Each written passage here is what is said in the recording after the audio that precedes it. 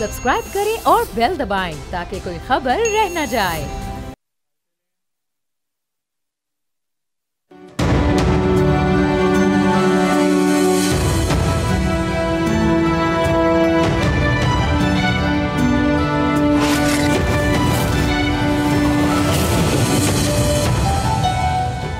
PTI से deal या ढील के मामले पर हुकूमत और अपोजिशन दोनों जानिब से मुतजाद बयानात का सिलसिला जारी है। ख्वाजा आसिफ ने डील का तासुर दिया और राना सनाउल्लाह ने तरदीद कर दी कि बुशरा बीबी की रिहाई किसी डील का नतीजा नहीं।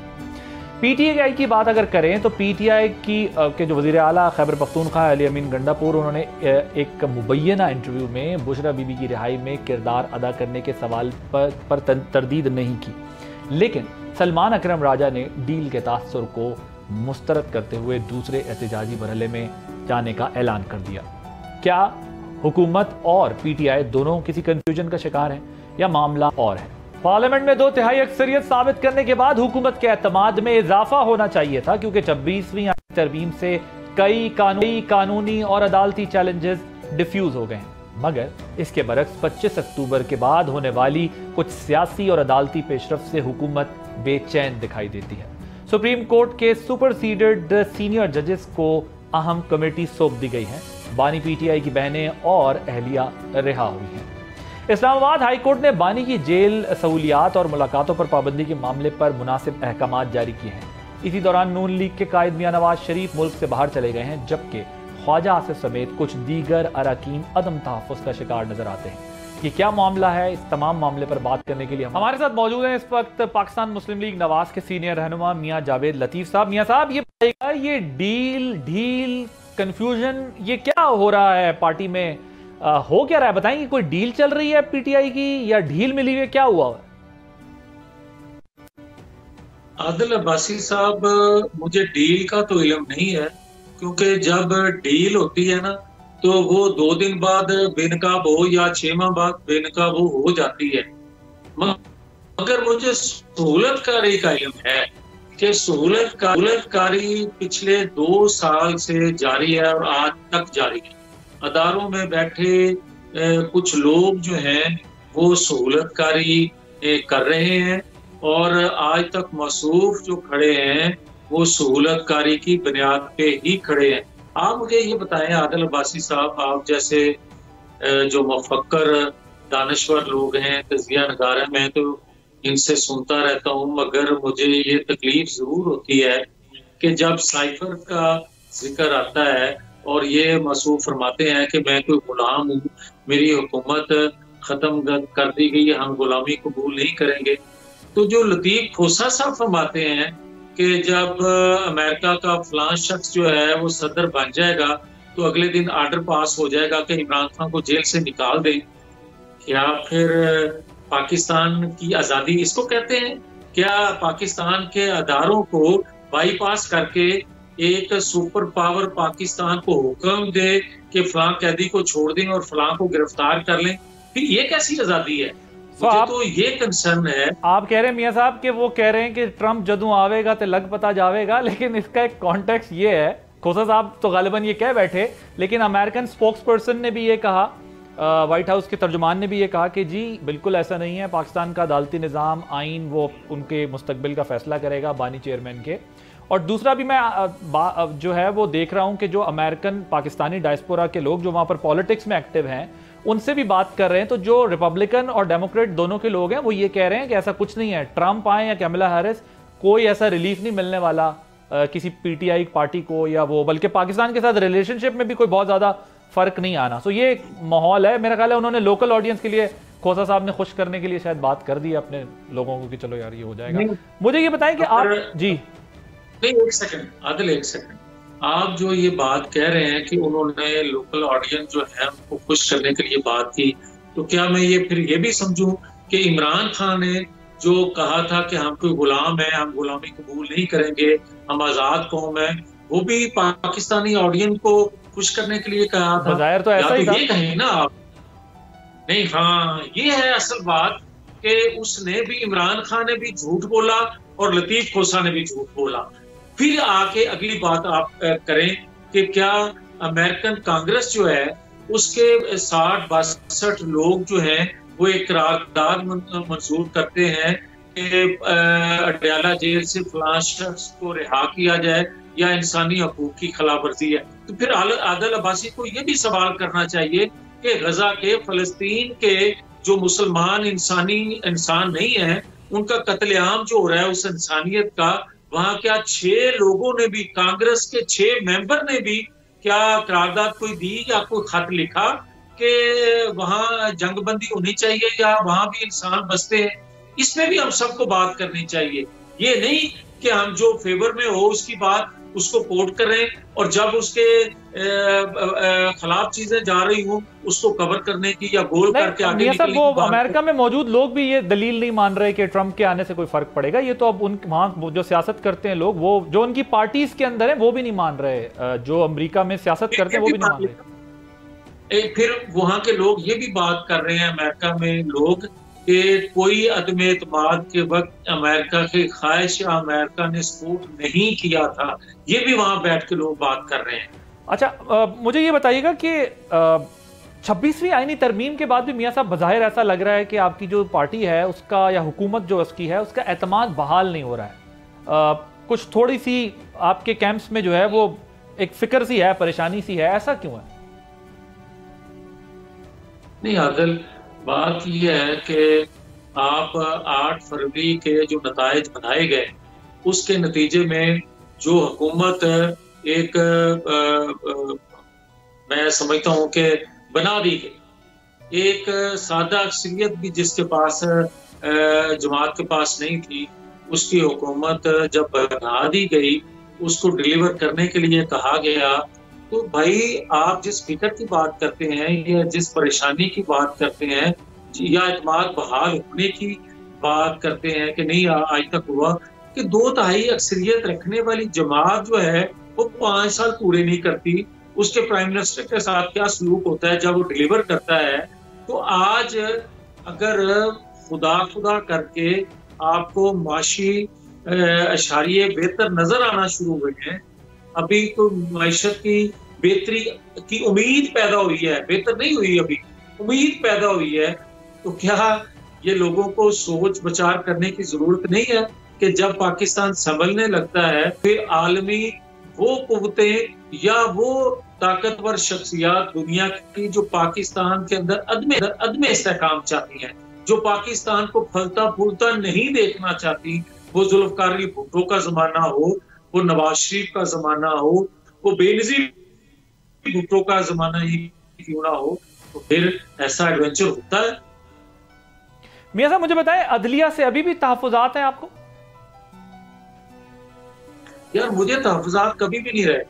मैं इसलिए कि मैं समझता हूँ कि पाकिस्तान के अंदर जो कवानीन है, अगर दयानतदारी से उस पर अमल कर लिया जाए आदिल साहब, तो नए कवानीन बनाने की जरूरत पेश नहीं आती और पाकिस्तान के अंदर कोई अदम इस्तेहकाम भी ना आए।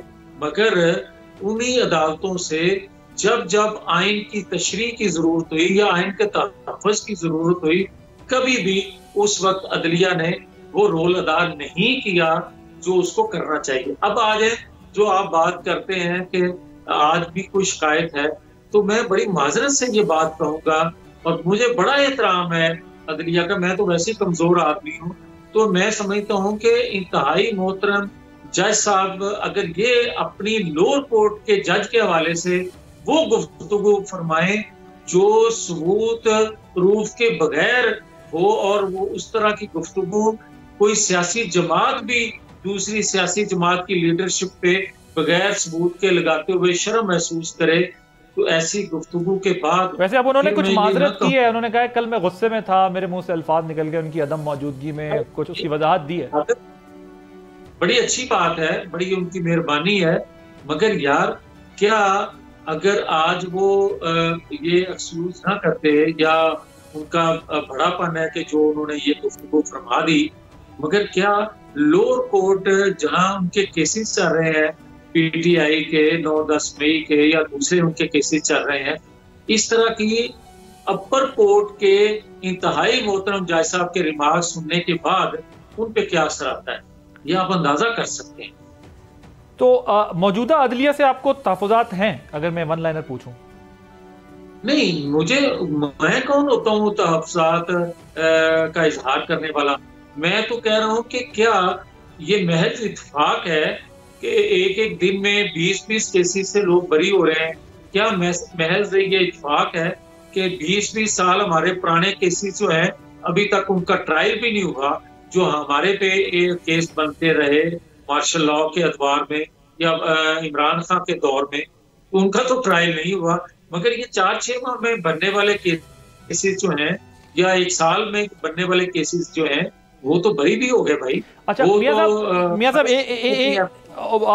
ये बताएं जी, एक सेकंड, रिमांड के दौरान कभी आपने सुना था कि किसी का जो मुकदमा है वो उसको डिस्चार्ज कर दिया जाए? कभी आपने सुना था कि रिमांड ही जो है उसके दौरान आप को बेल आउट कर दिया जाए? कभी आपने सुना था कि रिमांड के दौरान ही आपको जुडिशियल कर दिया जाए? ये नहीं सुना था, मगर आज हो रहा है। तो अदलिया आपके ख्याल में एक्स्ट्राऑर्डिनरी फेवर दे रही है पीटीआई? मुझे कतन ये नहीं कहना, और मैं बड़ा एहतराम करता हूँ अदलिया का। कह तो गए मियां साहब, आप इसके बाद और क्या कहना है? नहीं, मैं कह ही नहीं सकता। अच्छा। मुझे तो अपने इंतहाई काबिल एहतराम जजेस साहबान से बड़ी उम्मीदें हैं कि आने वाला जो वक्त है वो जुडिशरी के हवाले से बेहतर आइन कानून के मुताबिक फैसलों से पटरी पे दोबारा चढ़ सकता है।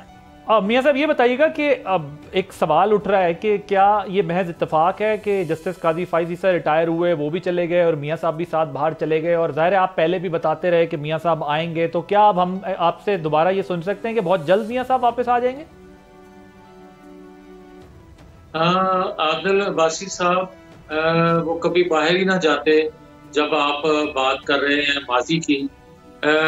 मगर मुझे ये बताएं कि जस्टिस साकिब निसार साहब के होते हुए या बदियाल साहब तक जब आप आए हैं तो इनके फैसलों को देखते हुए क्या किसी मुहिब्बे वतन पाकिस्तानी को, आइन कानून की बालादस्ती की जदोजहद करने वाले को पाकिस्तान के अंदर इंसाफ मिल सकता था?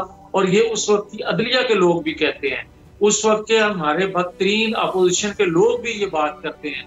इमरान खान साहब खुद कहते हैं कि नवाज शरीफ को इन अदालतों से इंसाफ नहीं मिल सकता। जब वो प्राइम मिनिस्टर थे और जब प्राइम मिनिस्टरशिप से हटे तब भी उन्होंने यही बात की। तो जहां तक तल्लक है आपका ये कहने का कि वो बाहर, वो तो मैंने आपको बता दिया कि बंदियाल साहब के जाने के बाद काजी फायज ईसा साहब आए तो हमें उम्मीद पैदा हुई कि हमारे साथ जो होने वाली नाइंसाफियां हैं उसका इजाला हो सकेगा। अब जहां तक तल्लक है नवाज शरीफ साहब के वापस आने का, तो मैं आपको ये यकीन से कह सकता हूं कि कोई महीने नहीं, चंद हफ्तों में वो वापस पाकिस्तान आएंगे और अपना कुल भी अदा करते आपको नजर आएंगे। बहुत शुक्रिया मियां जावेद लतीफ़ साहब, सीनियर रहनुमा पाकिस्तान मुस्लिम लीग के साथ मौजूद थे और कह रहे हैं मियां साहब चंद हफ्तों में ही वापस आएंगे और अपना किरदार सियासत में अदा करेंगे। एक ब्रेक लेंगे, ब्रेक के बाद अमरीकी इंतखाबात पर बात करेंगे। अमरीका में क्या हो रहा है और क्या होने जा रहा है। दो अहम बड़ी पार्टियों रिपब्लिकन और डेमोक्रेट के दो अहम रहनुमा हमारे साथ मौजूद होंगे एक ब्रेक के बाद।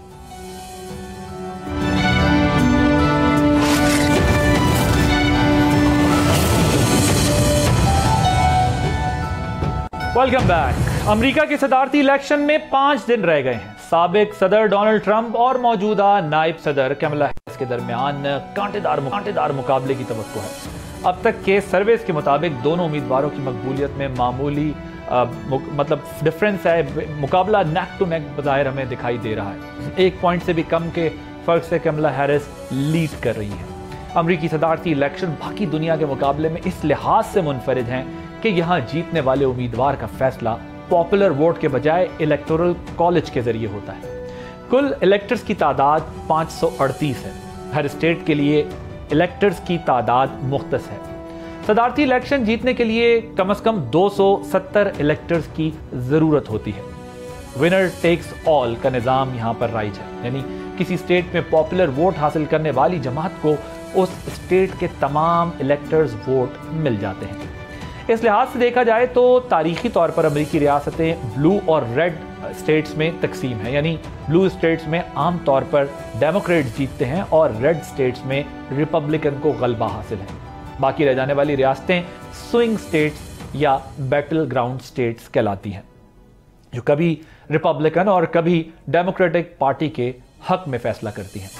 इस बार स्विंग स्टेट समझे जाने वाली रियासतों में Pennsylvania, Michigan, north Carolina, Georgia, Nevada, Arizona और विस्कॉन्सिन शामिल हैं। सदारती मुहिम के आखिरी हिस्से में दोनों उम्मीदवारों का सारा जोर इन स्विंग स्टेट्स पर मरकूज है। देखना है कि ये स्विंग स्टेट्स किस जानिब फैसला देती हैं। इन रियासतों में रंग, नस्ल और जुबान की बुनियाद पर पाई जाने वाली तकसीम डिसाइसिव साबित होती है, एक फैसला कुन साबित होती है। पाकिस्तान के तनाजुर में अगर देखें तो अफगानिस्तान से इनखला के बाद अमरीका की खित्ते में मजमूई दिलचस्पी खासी कम हुई है। बाइडन इंतजामिया के पाकिस्तान से रवैया इंडिफरेंट रहा है।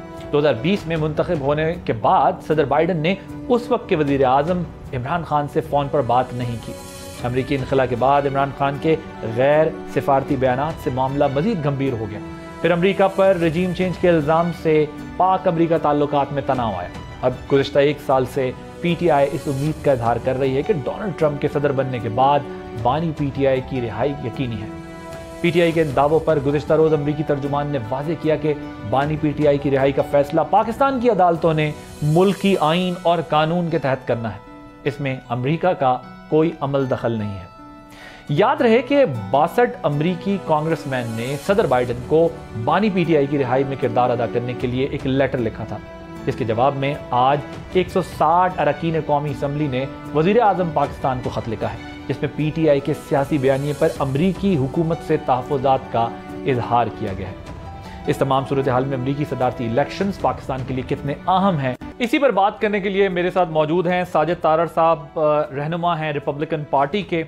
अमेरिका से इनको ज़रा समझने की कोशिश करेंगे कि किस तरह से रिपब्लिकन की होप्स हैं और इस वक्त जो चल रहा है बड़ा कांटेदार मुकाबला हो रहा है। तारड़ साहब, thank you so much for joining us. मुझे ये बताइएगा कि ये जो पोलिंग से पहले ही फॉर्मर प्रेसिडेंट ट्रंप ने एक एलिगेशन लगाई है पेंसिल्वेनिया स्टेट के मामले पर, इस पर आप लोगों के नज़दीक क्या हो रहा है उधर? देखिए, हमें खदशात मौजूद हैं। 2020 के इलेक्शन में यही हुआ था, मेल इन वोटिंग के जरिए फ्रॉड किया गया था। मेल इन वोटिंग को हफ्ता 2-2 हफ्ते उसको काउंट किया जाता है। यहाँ आपके देखने वालों के लिए ये बहुत जरूरी है बताना कि अमेरिका के अंदर हर स्टेट, हर काउंटी का इलेक्शन के अपने कानून हैं और फिर उनको जो वहां पे उनके मेयर होते हैं, उनके जो गवर्नर होते हैं, उनका इन्फ्लुएंस उनके ऊपर होता है। तो माजी के अंदर ये देखा गया है, बिलखसूस 2020 के इलेक्शन में, कि वहां पे धांधली हुई है, जिसको बाद में चैलेंज किया गया, लेकिन जो लिबरल जजेस हैं उन्होंने किसी की नहीं सुनी। तो उसी तरह के हथकंडे इस इलेक्शन में भी हो सकते हैं।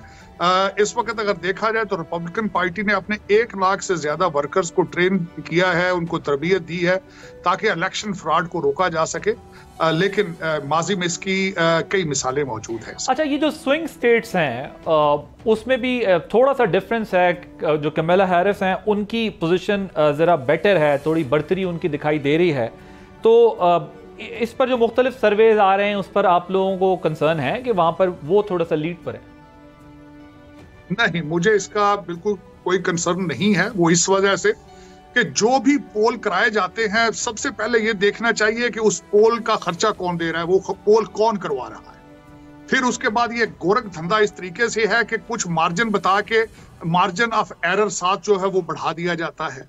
तो ये एक बिल्कुल एक वोटर्स का माइंड बनाने का एक प्रोपेगेंडा स्कीम है। 21 मिलियन लोगों को बॉर्डर क्रॉस करके आ चुके हों, पेंटागन डीमोरलाइज हो, डी डॉलराइजेशन हो रही हो, एलाइज आपके सूरत हाल से घबरा रहे हो, आज अमेरिकन सदर का पता नहीं है वो कहाँ है, किस बेसमेंट में है, किस बीच पर है। तो इन सरकमस्टांसेस में अगर देखा जाए तो डेमोक्रेट पार्टी किस तरह इलेक्शन जीत सकती है? 4 साल में जो कुछ हुआ है, कैमला हैरिस जो मर्जी कह लें, लेकिन अपने आप को किस तरीके से की फेल पॉलिसी से दूर कर सकती हैं, ये एक फंडामेंटल क्वेश्चन है। लेकिन देखें कि इसमें CNN जो है एक लिबरल मीडिया एंटरप्राइज है, जो कि ना सिर्फ डेमोक्रेट पार्टी बल्कि उनके व्हाइट हाउस को शील्ड करते हैं, एक प्रोपेगेंडा करते हैं। तो इस वक्त ज्यादातर दुनिया जो अमेरिकन बिलखसूस CNN के विक्टिम है, और यही इस वक्त चल रहा है। डोनाल्ड ट्रंप साहब की जो मुश्किलात हैं उनमें से लेफ्ट विंग मीडिया भी एक बहुत बड़ी एक हर्डल है। सर, ऐसा तो नहीं होगा कि जिस तरह लास्ट इलेक्शन को एक्सेप्ट करने से डोनाल्ड ट्रंप ने इनकार कर दिया था और उसके बाद प्रोटेस्ट शुरू हुए, कैपिटल हिल जैसा वाकया पेश आया, अभी से एक माहौल कुछ ऐसा दिख रहा है कि कहीं ऐसा ना हो कि इलेक्शन रिजल्ट्स को ही चैलेंज कर दिया जाए। ज़ाहिर चैलेंज करना इज समथिंग एल्स, लेकिन क्राइसिस की तरफ सिचुएशन ना आ जाए, क्योंकि बहुत इस दफ़ा कहा जा रहा है कि ये इलेक्शन जो है वो बड़ा ट्रिकी सा भी है और बड़ा कंट्रोवर्शियल सा भी है। बल्कि मैं तो ये कहूंगा कि शायद अमेरिका का आखिरी इलेक्शन है। यहाँ आपको बताना ये जरूरी होगा कि ये सवाल पूछा गया था डोनाल्ड ट्रंप साहब के, उनका जवाब बहुत अच्छा था। उन्होंने कहा था कि अगर इलेक्शन फेयर, फ्री और लीगल हुए तो उसका रिजल्ट एक्सेप्ट करेंगे। एक धांधली ज़दा इलेक्शन और जो आपके मैंडेट के ऊपर डाका और एक आप खुले आम एक धांधली करेंगे तो किस तरह को एक्सेप्ट करेगा। और दूसरा ये बताना चाहूंगा कि रिपब्लिकन जितने भी ज्यादातर पैट्रियाटिक होते हैं, इस वक्त अगर देखा जाए तो अमेरिका का खतरा ब्लैक लाइव मैटर और अंतीफा से है। उन्होंने कई दफा व्हाइट हाउस के ऊपर धावा बोला, प्रेसिडेंट को बंकरों में ले जाना पड़ा, लेकिन अफसोस है कि उसके ऊपर CNN ने कोई लबकुशाई नहीं की, किसी भी क्रिमिनल को चार्ज नहीं किया गया। अमेरिका में इस वक्त दो किस्म के कानून मौजूद हैं, एक डेमोक्रेट्स के लिए और एक रिपब्लिकन्स के लिए। 3 साल ये कानून सोते रहे, जमहूरियत सोती रही। जो ही डोनाल्ड ट्रंप साहब प्रेसिडेंशियल कैंडिडेट बने तो केसों की बौछार कर दी गई। तकरीबन 90 से ज्यादा केसेस हैं इस वक्त उनके ऊपर। तो ये एक वन साइडेड स्टोरी है, ये कोई नई बात नहीं है। अमेरिका को अगर खतरा है तो सोशलिज्म से है, अमेरिका को अगर खतरा है तो सोशलिस्ट पॉलिसीज से है, और वो सोशलिस्ट पॉलिसीज किन की हैं? वो डोनाल्ड ट्रंप की नहीं है, वो इस वक्त उन्हीं लोगों की पॉलिसीज हैं जिन्होंने 4 जंगों को छेड़ दिया दुनिया को, और आज उन्हीं की वजह से दुनिया एक तीसरी आलमी जंग के धाने पर खड़ी है। तो दर हकीकत अगर देखा जाए, let's discuss domestic politics, local politics of Pakistan as well. जो एक डिस्कशन हो रही है इस वक्त कि अगर डोनाल्ड ट्रंप जीत गए तो इमरान खान जो है उनके लिए आसानी पैदा हो जाएगी और इनकी भी रिहाई हो जाएगी। और आप इस पर एक बात कह भी चुके हैं कि क्यों वो कोई अब्बे लगते हैं कि ये हो जाएगा। तो ये इस एक्सपेक्टेशन की आपको वजह क्या लग रही है? क्यों हम देख रहे हैं ओवरसीज पाकिस्तानी भी ये कहते दिखाई दे रहे हैं और यहाँ डोमेस्टिक ऑडियंस को भी यही कह रही है PTI के ट्रंप के आने से हमें फायदा होगा। देखिए, डोनाल्ड ट्रंप साहब अमेरिका का इलेक्शन लड़ रहे हैं, वो मियां चन्नू के कैंडिडेट नहीं है। ये पता नहीं क्यों इनको बता दिया गया है कि वो सिर्फ इमरान खान के लिए इलेक्शन लड़ रहे हैं। मेरा ये क्वेश्चन होगा, डोनाल्ड ट्रंप साहब जो इलेक्शन जीतकर व्हाइट हाउस में आते हैं तो उनके टेबल पे गाजा होगा, यूक्रेन होगा या PTI होगी? ये किस किस्म की एक खाम ख्याली है? पहले काले बकरों से और पहले काले जादू से आप एक एटॉमिक पावर को चलाते रहे, और अब उसी तरह के काले बकरों से आप चाहते हैं कि डोनाल्ड ट्रंप जो है वो इलेक्शन जीतते ही अडयाला जेल के बाहर आ जाए। ये किस किस्म की खाम ख्याली मेरी समझ से बाहर है। अगर इसकी कोई नजीर मिलती है तो बात करें कि किस तरीके से एक सॉवरेन कंट्री की इंडिपेंडेंट जुडिशरी में एक थर्ड पार्टी, एक तीसरे मुल्क का सदर आके उसमें आते ही वो इंटरफेयर करना शुरू कर दे। ये बिल्कुल इसी तरह है जिस तरह कहा जाता है कि ये सियासत नहीं, ये जिहाद है। अपने बच्चे आर्टिफिशियल इंटेलिजेंस पढ़ें और दूसरे बच्चों की डेड बॉडियां डी चौक पे चाहते हैं। ये किस किस्म का तजाद है, ये किस किस्म का फसाद है? मेरी समझ से ये बात।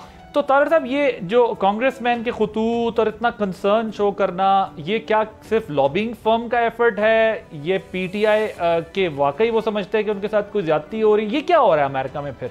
और बार बार हम देखते हैं ये सवाल। आप देखिए, इसमें जवाब मैं ये दूंगा, आप मुझे $10,000 दें, मैं बोल TV चैनल के लिए 2 कांग्रेसमैन के लेटर लिखवा कर कल भेज देता हूँ आपको। ये वही हो रहा है। कितने कांग्रेसमैन के?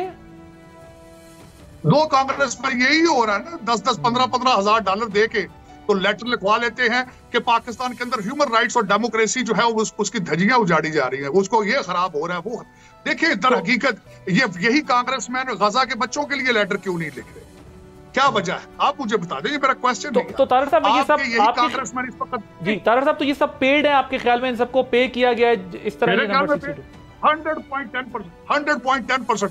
मुझे ये बताएं, इन कांग्रेसमैन जो हैं इनके पेट खराब क्यों नहीं होते कि 3 करोड़ बच्चे पाकिस्तानी स्कूलों में नहीं जा रहे हैं? हमारे 4 करोड़ लोग जो है भिखारी बन चुके हैं, उनके बारे में खत क्यों नहीं लिख रहे? ये मैं आपसे ये क्वेश्चन करना चाहूंगा। हाँ, ये जरूर है कि इस वक्त जो इन्होंने पावर पॉलिटिक्स का नया चैप्टर जो छेड़ा है, मैं समझता हूँ दुनिया के लिए एक सबक की तरह है। 127 आर्टिकल जेल से, ऑक्सफोर्ड यूनिवर्सिटी का इलेक्शन जेल से, उसके बाद अमेरिका, वही अमेरिका जिसने आपकी रिजीम चेंज की, जिसका डेविड लू आपने चीख के 55 जलसे किए, आप आज उन्हीं के आप तलवे चाट रहे हैं, डॉलरों की बारिशें कर रहे हैं, लेकिन 25 करोड़ लोग हैं जिनकी आंखें भी बंद हैं, जिनके कान भी बंद हैं। मेरे समझ से तो ये बाहर है। सर, तारड़ साहब, अगर डोनाल्ड ट्रंप बन जाते हैं प्रेसिडेंट, तो उन पाकिस्तान के लिए, इसराइल उनकी तो रीजन के लिए पॉलिसी होती है, उसी में से सब कंट्रीज आती है, लेकिन फिर पाकिस्तान के लिए भी उसमें आप कुछ प्रायोरिटीज देखते हैं, या अब रीजन में या पाकिस्तान में उस तरह इंटरेस्ट अब नहीं रहा?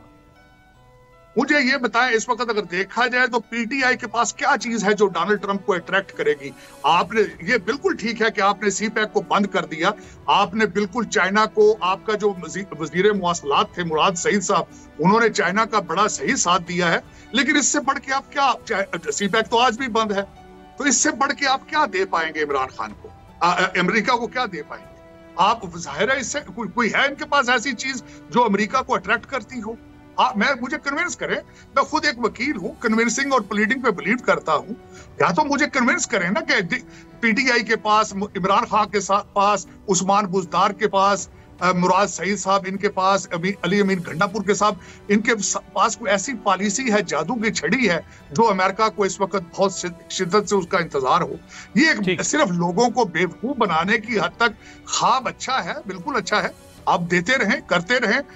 वही जिस तरह हमारे शेख रशीद साहब हर हफ्ते कह देते हैं कि अगले हफ्ते बाहर होंगे, अगले हफ्ते अंदर होंगे, इससे बढ़ के नहीं है। अमेरिका के अपने इंटरनल और एक्सटर्नल बहुत ज्यादा प्रॉब्लम। तारड़ साहब, thank you so much for joining us and giving your precious time. मैं साथ मौजूद थे साजिद तारड़ साहब, रहनुमा रिपब्लिकन पार्टी। अब मेरे साथ मौजूद हैं ताहिर जावेद साहब, डेमोक्रेट पार्टी से ताल्लुक है और बहुत वाइब्रेंट हैं पाकिस्तानी कम्युनिटी और जो डेमोक्रेट्स की अब क्या तवक्कुआत हैं, ज़रा उनसे बात करते हैं इसके ऊपर।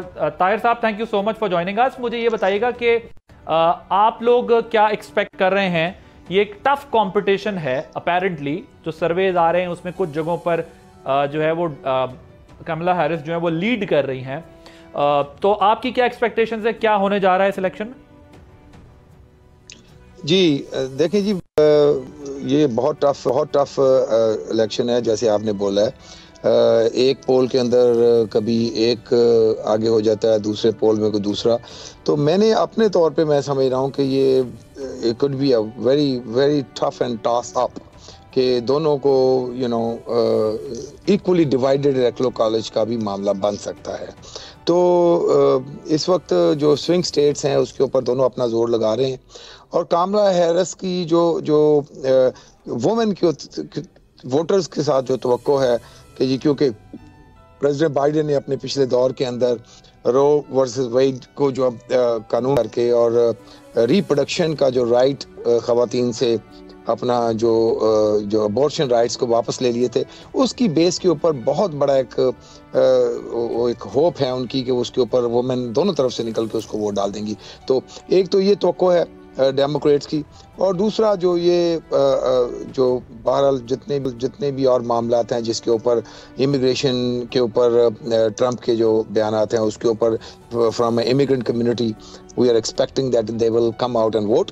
तो ये चीजें हैं जिसके बिना पे हमारा तवक्को है कि हम ये इलेक्शन जो है Kamala Harris will be the first women president. अगर हम ये कहें कि दोनों पर्सनालिटीज का कंपैरिजन करें, अगर कमला हैरिस बन जाती हैं तो पाकिस्तान के कॉन्टेक्स्ट में अगर हम देखें तो पाकिस्तान को क्या फायदा है आपकी सदारती उम्मीदवार से? देखिए, this is a very tough question. मैं नहीं समझता कि कमला हैरिस के इलेक्ट होने के बाद कोई बहुत बड़ी चेंज आएगी, जिसमें जो प्रेसिडेंट बाइडेन के टाइम पे जो मामला थे उसी तरह ये चलते जाएंगे। जो ना बहुत ज़्यादा क्लोज रिलेशनशिप, ना बहुत ज़्यादा ख़राब रिलेशनशिप, वो military to military relationship is on its the best terms, लेकिन ये है कि पॉलिटिकल रिलेशनशिप थोड़े डाउन थे। तो आई बिलीव कि ये शायद इसी तरह चलता रहेगा, क्योंकि there is no big reason out there in with Pakistan today to develop too much of a lovey-dovey relationship, I believe. जहाँ तक लोगों की होप दूसरी तरफ है, वो भी मैं समझता हूँ कि गलत होप लगा के बैठे हैं। प्रेसिडेंट ट्रंप ने ना तो कोई वादा किया है, ना कोई इशारा दिया है, लेकिन अपने तौर पर ही कुछ पाकिस्तानी समझते हैं कि उनके प्रेसिडेंट ट्रंप के इलेक्ट होने की सूरत में कोई शायद रिलीफ सर्टेन पॉलिटिशियंस को मिले, लेकिन आई डोंट बिलीव कि इसका कुछ यानी there are any remote chances for that either. तो दोनों की इलेक्ट होने की सूरत में I don't see very big change. देखिए ना, ट्रंप पहले भी था तो उस वक्त भी कोई खातर ख्वाह कोई टेंजेबल हमें रिजल्ट्स नहीं निकले। फिर प्रेसिडेंट बाइडेन के भी 4 सालों में हमने देखा कि कोई इतना ज्यादा नहीं था। तो ये अगला भी जो 4 साल का टेन्योर है, डजंट मैटर दोनों में से कौन आता है। पाकिस्तान के मामले में मैं I don't see much changes. अच्छा, आप वैसे बहुत ही बड़ा ब्लंट और स्ट्रेट फॉरवर्ड आपका इसके ऊपर एनालिसिस या रिस्पॉन्स है, लेकिन मुझे बताइएगा फिर ये मजीद बेटर कैसे होगा ये रिलेशनशिप? आप तो ज़ाहिर है इस पर बड़ा काम करते हैं, तो ये कैसे बेटर होगा, किस तरीके से? क्योंकि ये कहा जाता है अमेरिका का इस रीजन में अब इंटरेस्ट मिनिमाइज हो चुका है, स्पेशली पाकिस्तान के मामले में। फिर पीपल टू पीपल कॉन्टेक्ट मजीद किस तरह हम बेटर कर सकते हैं? बिल्कुल, बहुत अच्छा सवाल है आपका। देखिए, पीपल टू पीपल जो रिलेशनशिप है उसकी तो बारी बाद में आएगी ना। हम लोगों का जो टोटल रिलेशनशिप है वो मिलिट्री टू मिलिट्री है इस वक्त, और उसके बाद बहुत एक कह लें कि एक डे टू डे बेसिस के ऊपर स्टेट डिपार्टमेंट के साथ फॉरेन ऑफिस का रिलेशनशिप है। हमें कांग्रेस और कौमी असेंबली का रिलेशनशिप चाहिए, सेनेट टू सेनेट रिलेशनशिप चाहिए। जब पॉलिटिशियंस एक दूसरे को फ्रीक्वेंटली मिलेंगे तो उसके ऊपर वो फिर मामलात आगे बढ़ेंगे। फिर आपके कोई लॉ मेकिंग की तरफ जाएगा, कोई ना कोई कांग्रेसमैन कोई इशू को उठा के उसके लिए कानून बनाने की बात करेगा। फिर पाकिस्तान को कोई रिलीफ देने के लिए, देखें पाकिस्तान में वॉर ऑन टेरर के ऊपर बिलियंस डॉलर के नुकसान किए, जो अमेरिका ने आज तक भी उसका कॉम्पनसेट नहीं किया। जो एक बिल था जो सेनेटर क्रिस वैन हॉलन फ्लोट करना चाहते थे, जिसमें रिकंस्ट्रक्शन ऑफ पाकिस्तान, नहीं कैरी लुगल नहीं, उसके बाद का एक बिल था जिसमें सेनेटर वैन हॉलन का जो था कि पाकिस्तान ने जो लॉसेस किए हैं उसके ऊपर, उसमें उनको टैरिफ के अंदर कोई ब्रेक दी जाए। अच्छा, वो दरमियान में बस वो रह गया क्योंकि वो बेसिकली कंटेंजेंट टू अफगानिस्तान था। अब इसी तरह की चीजें को उठानी पड़ेगी। ये आप 2019 की बात तो नहीं कर रहे? गालिबन 2019 में ये बिल आने की कोशिश की गई थी। एग्जैक्टली, जो फिर अभी तक जिसमें ट्राइबल एरिया के इश्यूज को भी एड्रेस किया गया था कि ट्राइबल एरिया में जो अफगानिस्तान ट्राइबल एरिया के इश्यूज को भी एड्रेस किया गया था कि जब वहां लोग डिप्राइव्ड हैं उसको एड्रेस करना। जी,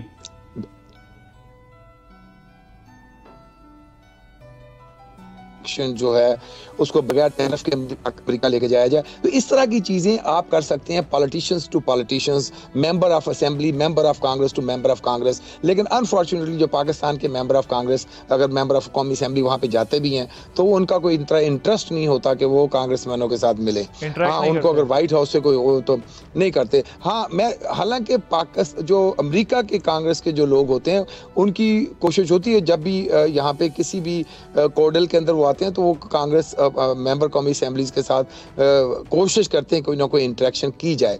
लेकिन ये बहुत बिल्कुल ना होने, अगर किसी वक्त पॉलिटिशियंस का कोई रिलेशनशिप होता था तो मेरे मोहतरमा बेनजीर भुट्टो के टाइम पे कुछ मामला थे। अदर देन दैट बाकी तो जो फिर डायस्पोरा के साथ भी एक मेरे ख्याल है कि इस वक्त जो मौजूदा गवर्नमेंट है इसका पाकिस्तान के अंदर डायस्पोरा के साथ भी वो रिलेशनशिप नहीं है जो गवर्नमेंट का होना चाहिए। और हमारे जो डायस्पोरा के लोग हैं उनके भी कांग्रेस के साथ बहुत अच्छे रिलेशनशिप डेवलप हो चुके हैं। I still remember in 2019 you have made lot of efforts with Sheila Jackson, late Sheila Jackson. वो बड़ा एक कोशिश तो हो रही थी उस दौर में, लेकिन उसका भी आप समझते हैं कि कोई फ्रूटफुल रिजल्ट नहीं निकल सका क्योंकि हमारे शायद जो मेंबर पार्लियामेंटेरियंस हैं वो उस तरीके से आप समझते हैं कि एफर्ट्स नहीं करते इस ताल्लुक को मजीद बेहतर करने की? नहीं करते, बिल्कुल मैं ईमानदारी की बात हूँ। हम लोग जो डायस्पोरा के मेंबर हैं हम तो उल्टा इनको समझाने की और शर्मिंदा होते रहते हैं। उनका फोकस ये होता है कि रात को डिनर और सुबह जो शॉपिंग वापिंग हो जाए वो ज़्यादा बेटर है बजाय किसी मेंबर ऑफ पार्लियामेंट के साथ मिला जाए। It's very unfortunate. और देखें जो 10% लोग अगर निकाल दें तो बाकियों को तो इंटरेक्ट करने के लिए मेरा ख्याल उनको तो कम्युनिकेशन के भी इशू हो जाएंगे, लेकिन जो कर सकते हैं ना वो भी नहीं करते। उनको भी मुझे बताइएगा ये जो 62 कांग्रेसमैन और हाउस ऑफ रिप्रेजेंटेटिव के जो लोग हैं, इनका जो लेटर है, how do you see this, ये किस तरह आप सारी सिचुएशन को देखते?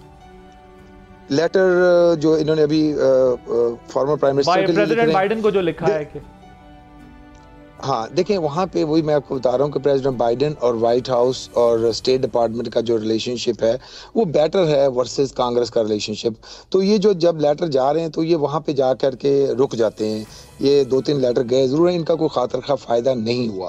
और ना ही मैं समझता हूँ कि ये होगा। इसके अंदर जब तक एग्जेक्टिव्स की आपस में अंडरस्टैंडिंग नहीं होती तो इस इशू के ऊपर मजीद जो फर्दर, लेकिन अभी तक तो एक रेजोल्यूशन भी आ गई, जो उसके बाद फिर ये लेटर्स आ गए, फिर कई और लेटर छोटे बड़े दरमियान में आते रहे, लेकिन ये वहां जाके एक फ्रस्ट्रेशन जो इसके ऊपर मेहनत कर रहे हैं उनको भी हो रही है कि इसका आगे you believe it's not gonna work. Okay, so towards the end मुझे बताइएगा, बार-बार कह रहे हैं कि जो मिलिट्री टू मिलिट्री रिलेशनशिप है, तो आप समझते हैं कि पाकिस्तान अमेरिका के ताल्लुकात जो है वो मिलिट्री के लेवल पर हैं या एग्जिस्ट करते हैं, लेकिन हमारी जो सॉफ्ट डिप्लोमेसी है या पार्लियामेंटेरियंस है वो नहीं कर सकते? तो मिलिट्री टू मिलिट्री कांटेक्ट आप देखते हैं कि ये बेहतर है? ये बेहतर है, और अगर उसी तरह दूसरे 2-3 रिलेशनशिप इसी तरह डेवलप हो जाएं, फिर हम स्टूडेंट एक्सचेंज करें और पीपल टू पीपल इसमें इंटरेक्ट करें। एक ज़माने में स्टूडेंट एक्सचेंज का बड़ा अच्छा प्रोग्राम होता है जिसका असर बेशक 20-25 साल बाद जाके होगा, लेकिन इस वक्त उसके ऊपर भी कोई मूवमेंट नहीं है। ये हमारे पॉलिटिशियंस ही वहाँ से बैठ के एक ऐस कर सकते हैं ना कि स्टूडेंट एक्सचेंज का एक प्रोग्राम शुरू किया जाए, जिसके अंदर जो आज एक्सचेंज होंगे कल को उनमें से कोई पार्लियामेंटेरियन बनेंगे। तो ये बहुत सारा मामला है, हम लोग तो कोई टेंजेबल मामला है ही नहीं हमारे। और इस वक्त एक बहुत बड़ी अपॉर्चुनिटी ये है कि पाकिस्तानी डायस्पोरा का जो रिलेशनशिप कांग्रेस के साथ है वो बड़ा स्ट्रांग हो चुका है।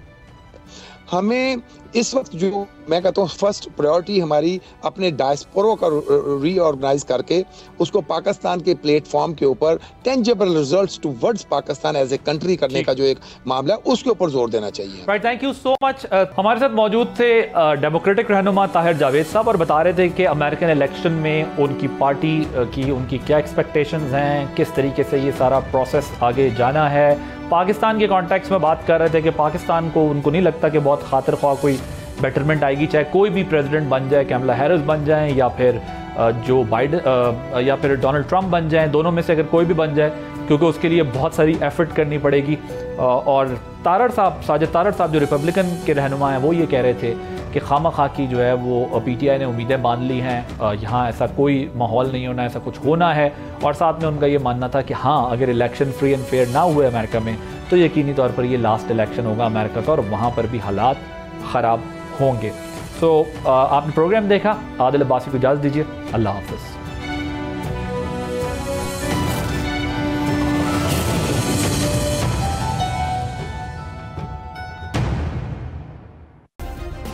सब्सक्राइब करें और बेल दबाएं ताकि कोई खबर रह न जाए।